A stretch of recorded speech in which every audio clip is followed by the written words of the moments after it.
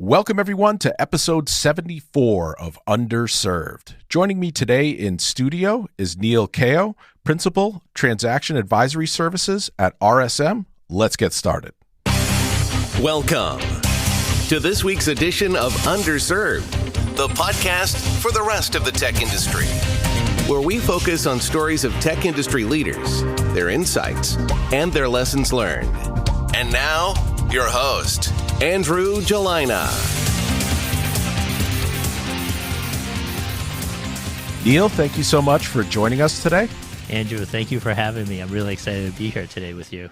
So, way back when you were a kid, were you interested in technology? Were you excited about it? That's a great question. No, I would definitely say no. My younger brother was. He was the one that was into computers. For me, I will say that growing up in an Asian family, you're either going to be a doctor or you're going to be an engineer. So my parents had me down the path of being a doctor, and growing up, that's pretty much what my goal was.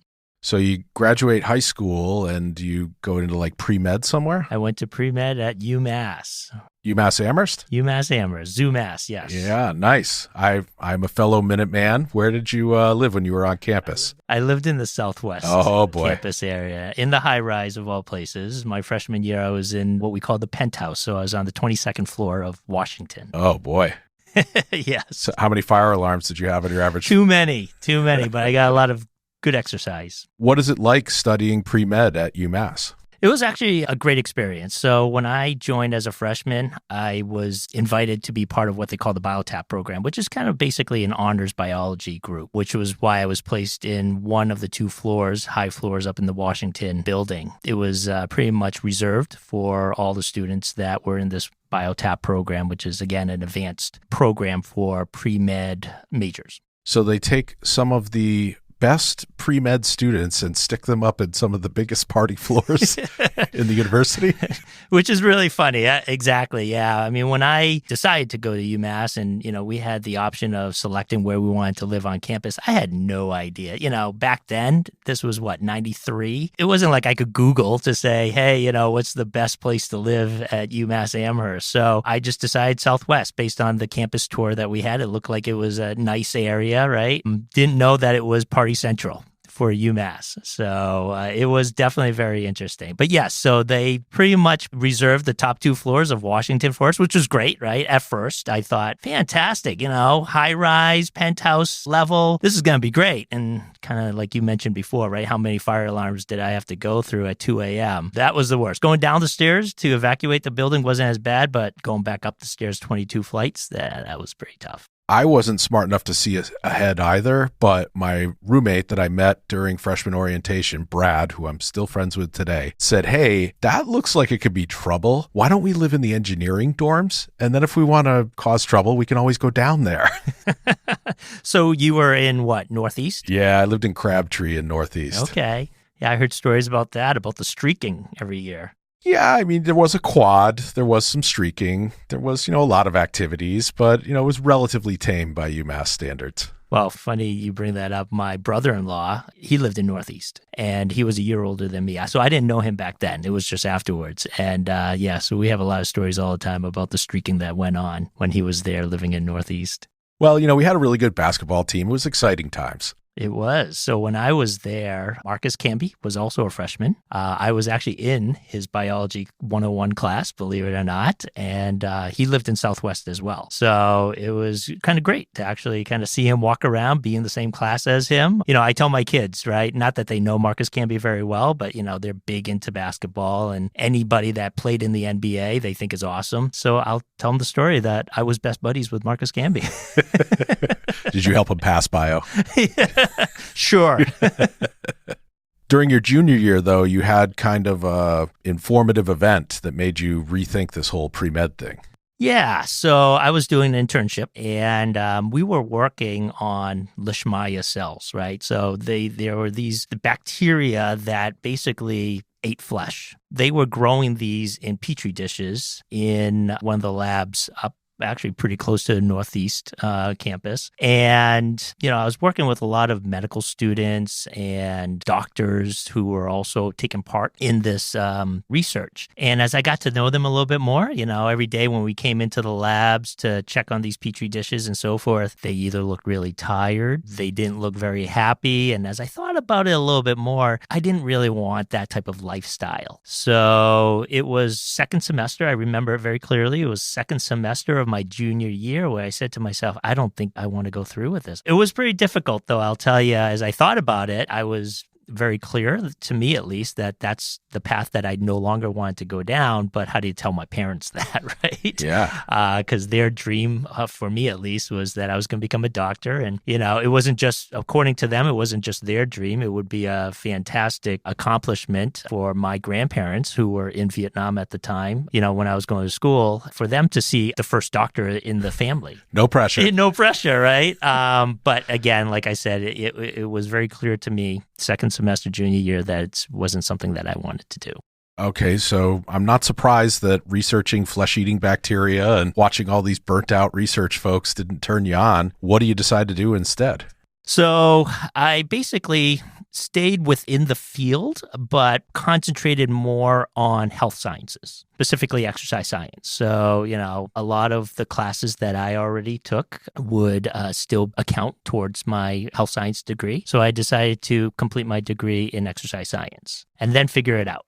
And what's happening with your brother at this time? He was at Northeastern University. And so if I was a junior at the time, he was a sophomore. He was in an internship, a co-op at Northeastern, working for Humphrey Schlossberg digital advertising agency in Boston. Did they become Digitas? They became Digitas, Okay. Yes. So here he was, a 19-year-old kid, big in technology, doing web development for this company. And after, I think it was a 6-month co-op, he got an offer to join full-time at an incredible salary, especially back then. And I'm scratching my head trying to figure out what am I going to do after graduation. And here he is buying 2 cars and, living it up in downtown Boston. The late 90s, the dot-com days. Yes, absolutely. What do you decide to do to retool with your ex-sci degree? So I graduated and started to figure out what was it I want to do. I didn't know at the time, so I started to look at just want ads back then. Again, Boston Globe, right? It wasn't like logging into Monster or anything like that at the time. Just to see, let's find something and figure it out. As I'm looking at these want ads or these classified ads, and, I came across, Oracle DBA. I didn't know what Oracle and DBA was, right? But $125 an hour. Looking at all these other software related type roles, $100 an hour. Obviously, I knew what my brother and how well he was doing. So I thought to myself, let's look into it a little bit more. So do you end up going to Clark University for a little bit? I did, yes. So I decided to take the client server certification program at Clark University, signed up for that. Back then, they pretty much trained you on Visual Basic, if you might remember Power Builder. Yeah. From a database standpoint, they were using Sybase. But yeah, so that's kind of how I got my start in development. What was great was I started to find my passion, right? Building things. And it was that great feeling of saying, all right, this doesn't exist, or I'm interested in doing this, or I want to automate something, and being able to do it. And at that moment, as I was taking my certification for software development, like I said, I found my passion and never looked back. So what's your first job in the industry? So my first job was a Visual Basic programming job, or a company that pretty much specialized in freight bill consolidation for large companies. So the company's name was called Corpay. And this great guy, if it's okay, I'm going to mention his name, Brian Andrews. He gave me my first shot at my first development job. Somebody I always continue to look up to. He was my age. So at the time, a young guy doing very well, managing this software product internally. And again, giving me a chance to come in and teach me and get me started in my career. So very thankful for him. Came in, worked on a VB application, internal desktop application. We were working with a system called the Kodak Open Image System, basically scanning hundreds, if not thousands of pages of bills on a daily basis, having it transformed digitally, and then creating this front-end Visual Basic application that pretty much brought in the image of the bill, pre-populate based on what it can read on the image at the time, pre-populate some fields within these VB forms, and then allowing pretty much a person to basically match up the data, correct the data, and then kind of move it through the process. That was pretty early on to do that. It was. It definitely was. And it was one of my first applications that I worked on in the real world. You are listening to the Underserved podcast. Underserved is produced by Syrinx, the developer-founded, developer-run software consulting company. For more information, visit syrinx.com. That's SYRINX.com. So where do you move on to from there? So from there, I went to States Research and Management. They're no longer around. They were actually purchased, I believe, by BlackRock. But I guess you can say they were at the time a competitor of State Street Bank. And it was always, I guess, a debate as to who created the first mutual fund. Was it State Street Research and Management or was it State Street Bank? So I moved over to SSRM. So who do you think won that fight? I guess because I worked at SSRM, I'm going to say State Street Research and Management, although I did consult at State Street Bank at one time. So are you like writing trading applications? I was, yes. I worked very closely with the trading floor. It was only, I want to say, 4 or 5 people up in the trading floor at the time. And, whatever they needed in terms of reports or applications that allowed them to look at portfolios much more easily or to track their trades and things like that. So, it wasn't any one particular application that I worked on. It was just based on the needs of the trading floor. You see that in a lot of FinServ companies, like whether it's mutual funds or hedge funds, they have their kind of pet programmers that are tasked with, hey, the traders need this. They need better research, faster. They need it to tie in with this trading system. So I imagine you're kind of working for and answering to a lot of these type A traders. Absolutely. And I'll say at the time, I want to say I was roughly 22 years old, working for, a very large Fortune company. And it was nerve-wracking, to be very honest with you. So I was at Corpay, my previous job, for 6 months. And then, during that time, recruiters were calling constantly. They had these great deals or these great job opportunities. And, with 1 or 2 phone calls, 1 or 2 interviews, and you're jumping over to another place. So I didn't have much experience behind me when I joined State Street Research and Management, and to be put in the trading floor where it was intense. The traders, they were gods within the firms. Whatever they wanted, they got. So there was a lot of pressure, I want to say. And it wasn't like I was working with another senior person either. Pretty much just got thrown into this cage and had to figure things out very quickly. Definitely no buffer there. No, but I want to say it taught me a lot. Number one, I guess, certainly it helped me grow thick skin, not to take things too personally, because I really believe they weren't being personal. It was just, it's a very stressful environment. And whatever they needed, they wanted immediately. So I just had to learn to manage that. And certainly because of the dynamic environment and how quickly things need to be delivered, it just really taught me to stay focused, how to prioritize, and pretty much how to get things done with whatever tool sets I had. But after getting a little more experience, you get a fateful call from Scott Dessing. Yes, great guy. I think you know him.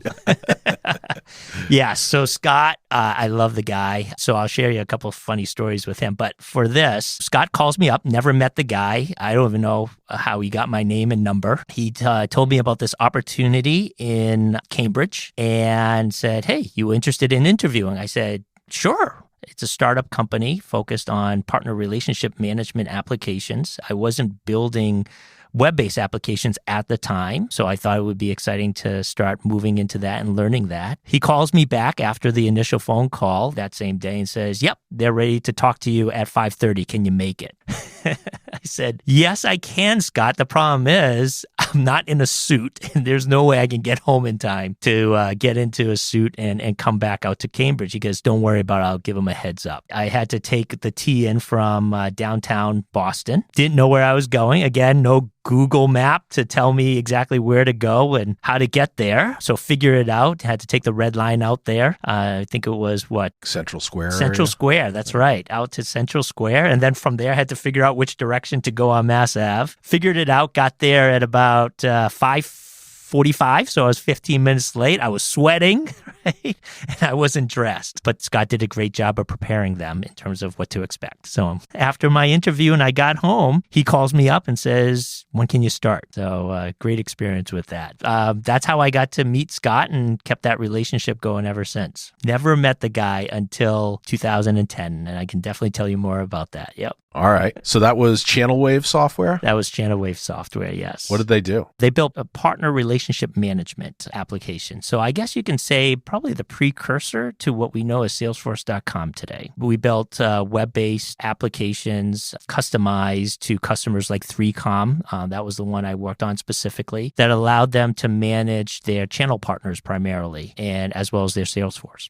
After that, you end up doing some consulting here and there? Yes. So while I was still at Channel Wave Software, I was able to kind of switch my hours so that I could work at nights. So I didn't need to come into Channel Wave Software till after 5 p.m. and I would work there in the office until about midnight because I found this great opportunity at a company called Event Zero. They were a startup consulting company as well. They were working on some great websites and e-commerce sites, and they reached out to me to work on a payroll application, a web-based payroll application for a company called CBS Payroll. And they wanted to be able to have their clients manage payroll all on the web. Really exciting opportunity, working in Microsoft, ASP technologies, and the backend was actually a COBOL backend, believe it or not. So I didn't have to touch that. We had a specialist who worked on that. I just had to work on the front end. Well, that's good. My first job at EDS, I had to get my hands dirty with COBOL, and I still can't wash them clean enough. So after working 2 jobs and juggling some consulting gigs, you end up doing a stint at Business Technology Partners? Yes. So they had a fairly sizable team here in Boston. And I was brought on to actually work and consult with State Street Bank. State Street Bank was working with Business Technology Partners at the time to build a web-based project management tool for the bank. I was brought on as the senior front-end developer for that web-based project management tool.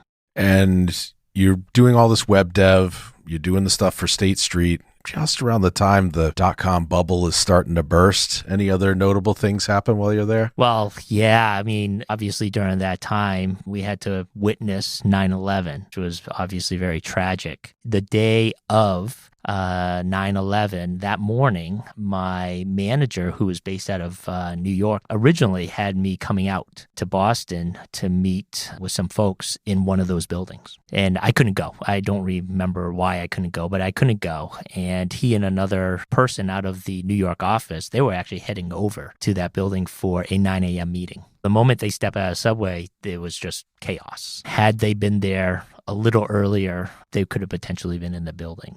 Somebody was watching over them that day. But yeah, it was just something that obviously was very tragic, but for me, kind of pretty close and personal. You were down there just a couple weeks after that, right? I was, yes, for a meeting. Yeah. I still remember the smell, just to give you a sense of how clear it is still in my mind. What really got me was the moment I got to New York, and, I want to say that the building, the office that we were out of, pretty close to Wall Street. And there were ashes on the sills of our office, even from that distance. Like I said, it was just the smell. I can't really describe it other than certainly that smoky type smell. It's still very clear in my mind today. I remember being there shortly after, and it was like combusted jet fuel and like asbestos or some just like friable, gross stuff had been like burned up. It was just haunting.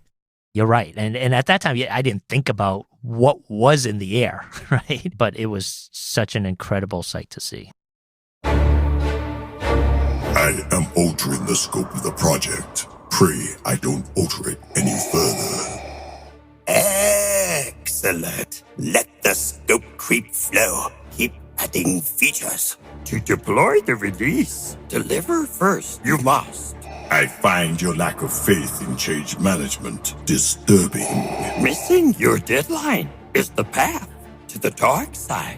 If you or someone you know manages software development projects, we can help. Call the offices of Syrinx Consulting. Syrinx provides software consultants who hit the ground running to help you deliver right away. Our toll-free number is 888-579-7469, option 1. Or you can live chat with Berg at Syrinx.com. That's SYRINX.com. Syrinx is not a law office and this is not legal advice. Offer valid only in the United States. Hablamos español, pero solo un poco y no tener ni pies ni cabeza. Saludos. Now, after that, you end up working for your first of 2 stints with Engage to Excel? So I stayed on with Business Technology Partners for a few months after I guess I can call it the burst, right? And, a lot of companies were going out of business or certainly downsizing for sure. And that wasn't different with Business Technology Partners, at least for the Boston office. So, we had, like I said earlier, but like 10 people or so out of that office. And I was the last man standing, I guess you can say, for that office. And the CEO of Business Technology Partners, he was great. He was like, hey, Neal, you know what? Why don't you just stay on with us? We'll rebound from this and, you can help us regrow our Boston office and presence. And certainly I was excited about it, but at the same time, they would have just been spending money they didn't have to keep me on board. And I just couldn't knowingly do that, even though I was very grateful for that offer. So I departed ways with them, still in touch with them today, moved on to a company, like you said, as Engage to Excel. Started out there as a senior software developer focused on Microsoft technologies, which, has always been what I was focused on up to that point. A lot of .NET. ASP still at the time, right? SQL Server, oh my goodness, I forgot what version, but yeah, early version of SQL Server still. But yes, I helped move them into Microsoft.NET at that time. And what does Engage to Excel do? Like, what's their core business? So Engage to Excel, the primary business is focused on what's called employee engagement solutions. So the company is focused on programs that help engage employees, such as what we call length of service programs or service awards programs. So a lot of large customers like Honeywell, like Procter & Gamble, UPS, those types of companies. Engage to Excel provides solutions that help large companies manage those types of programs, and we offer the consulting as well as the technology behind that. For example, we would receive these updated data files of employees and bring it into our system, massage the data, apply the business rules based on the company needs for these types of programs, and set up the recognition for the companies. And that might mean, sending managers reminder emails, sending presentation recognition packets to the appropriate locations so that managers have it on the day of the employee's anniversary so that they can present them with an award, with a trophy. And then beyond that, a lot of companies let their employees choose their award. And over the years, the awards have shifted from, trophies and jewelry and class rings and things like that to more everyday consumer items that you find on Amazon.com. So we went through that transition. Our technology transitioned to support the changing needs of employees. So no longer are they really interested in the personalized gold jewelry or the lapel pins. They're moving more towards, hey, you know what? I want to go get Bose stereos. I want a canoe. I want some type of experience like a trip. So that's the type of solution in which we provided. What was the coolest perk you saw in either the points catalog or the other stuff that they handed out? Their highest tier catalog had a sports car. Now, when I was still there, I didn't recall seeing anybody with enough points in their points balance to be able to redeem for that at the time. But I will say that there were many people with points banks that weren't too far away from allowing them to receive that. That's a heck of a loyalty perk. Yeah, definitely. I remember visiting their office in Illinois as part of my role there as, CIO/CTO, because we offered technology services and a technology platform to help them manage their, overall solutions. I played a big role in client management. I would pay visits to a lot of these large clients. And so I love visiting them. Let's just put it that way. They had this great building, and being a Japanese-based company, the best part is using their restrooms. You go in there and they had these great toilets, right? Automated toilets, bidets, whatever you want to call them. But it was awesome. Their bathrooms were just awesome. All right. So after a pretty good stint at Engage to Excel, you end up, was it Zensar or was it Akibia, and then they get bought? It was Akibia, and then shortly after I left, they were purchased by an India-based company called Zensar. So I was brought on to lead the applications development team there, primarily focused on internal applications to help improve efficiencies within company. So what Akibia provided was, they were basically a parts banks. They were a third-party support company for servers like IBM servers and appliances and Dell technologies and things like that. So we had different parts banks throughout the United States as well as throughout Europe. We would have field service engineers, and these companies that were using these, servers from these manufacturers would rely on us as their support team. So like a power supply dies or a hard drive croaks, you guys are like CPU, exactly. We'll have it there. How quick? I want to say as little as 2 to 3 hours or upwards of maybe a day. So are you still doing .NET there, or do you end up moving into management at all? I want to say that was the beginning of the end of me actually coding, unfortunately. So yeah, I moved into primarily a management role at that time. I didn't really write code in terms of being part of my job, but certainly as a mentor to the development team there. They were using Microsoft .NET already as the technology stack, but I want to say that there was a lot of room for improvement in how they use it. Kind of going back to how I got into .NET 1.0, right, and not using it appropriately. They were using technologies, but certainly, again, areas in which they could improve how they used it. So that's kind of, I want to say, the value add that I brought to the team when I first joined. So they were driving around that sports car in first gear. Yeah, that's a great way to put it, Andrew. Absolutely, yes. So you help lift everyone's game there, and you also get some exposure to data centers and security?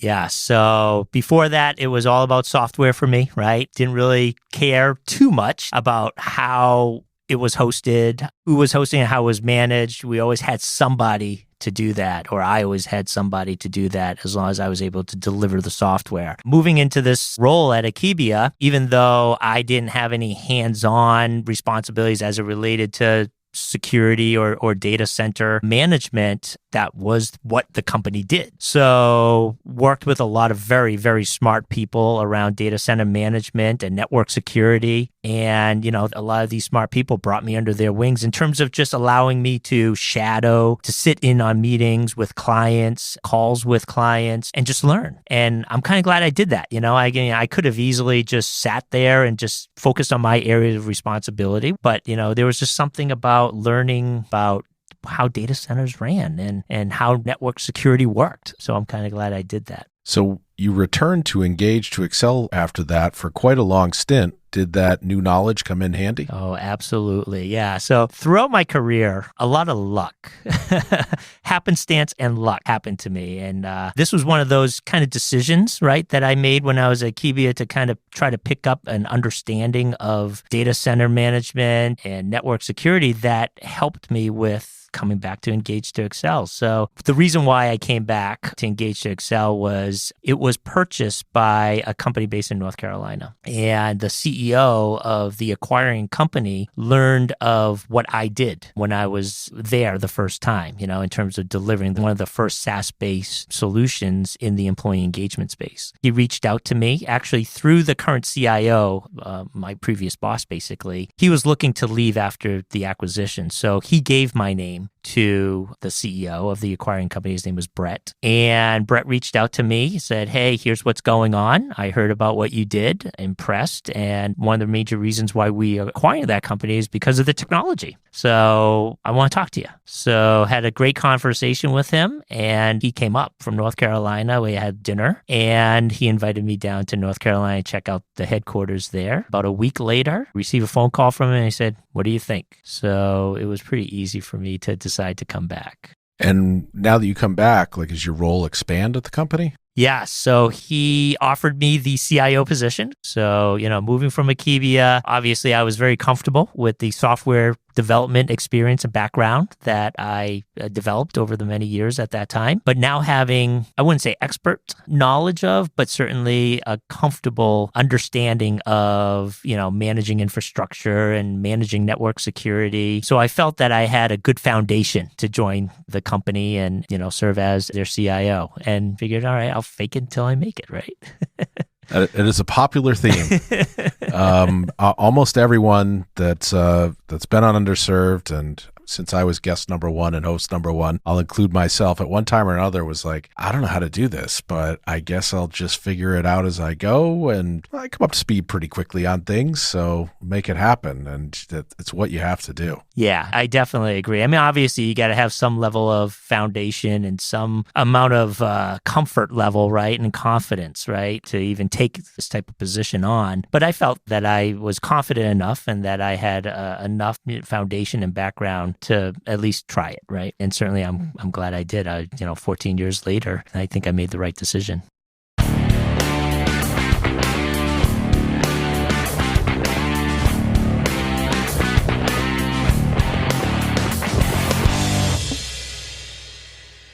Well, you mentioned luck. And I've heard a bunch of quotes over the years that luck is the intersection of hard work and opportunity, or it's amazing how lucky you get when you work hard. I think if you're putting yourself in the position to win and you're trying hard, that, eventually you'll catch some breaks. Yes, I definitely agree with that. And I think you said it very well. Certainly, I think you make your luck, right? You don't know it at the time, perhaps, but you make your luck. And at RSM today, and I'm sure we'll get into that, as a principal there, I'm being asked to join different types of groups, mentor groups, and, we're big in what we call cultural type groups, whether it's inspiration with the focus on helping and mentoring our team members with Asian backgrounds, or even others, which I'd love to talk about. But, as I talk to what I'll call younger team members, I come back to telling them that, there's always luck, right, associated to your professional growth. At least that's what I believe. But you make your luck. And how you make your luck is, you work hard, you network, you try to meet the right people. And when I say right people, how do you know it's the right people when you meet the people?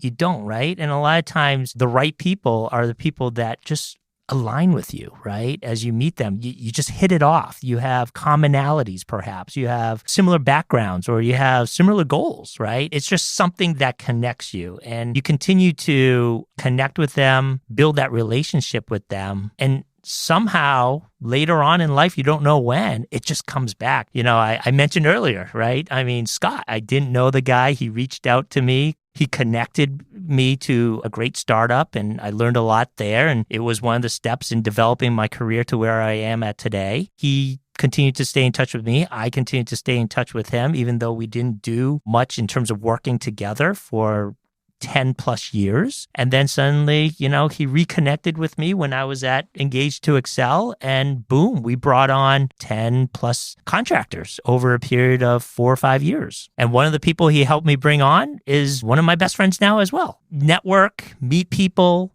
stay connected, build those relationships, because you just don't know where it will lead, but it will lead somewhere at some point in time. So last September, it led you to RSM. What are you up to there? So as I mentioned, I joined the firm as a principal. You get the title of partner if you have your CPA. It's pretty much the difference. So I don't have my CPA. But yeah, I was fortunate to join the firm as a principal. So essentially a partner owner within the firm. And where my focus is to help lead the operations due diligence practice in what we call Transaction Advisory Services Group. Tend to work with private equity and other investors, but we also work with large corporations as well who are looking to buy or sell companies. And they would work with us, bring us on to due diligence, whether it's financial due diligence. My focus specifically within operations due diligence is IT, cyber, HR, and software product diligence. Does everyone have their 2FA turned on?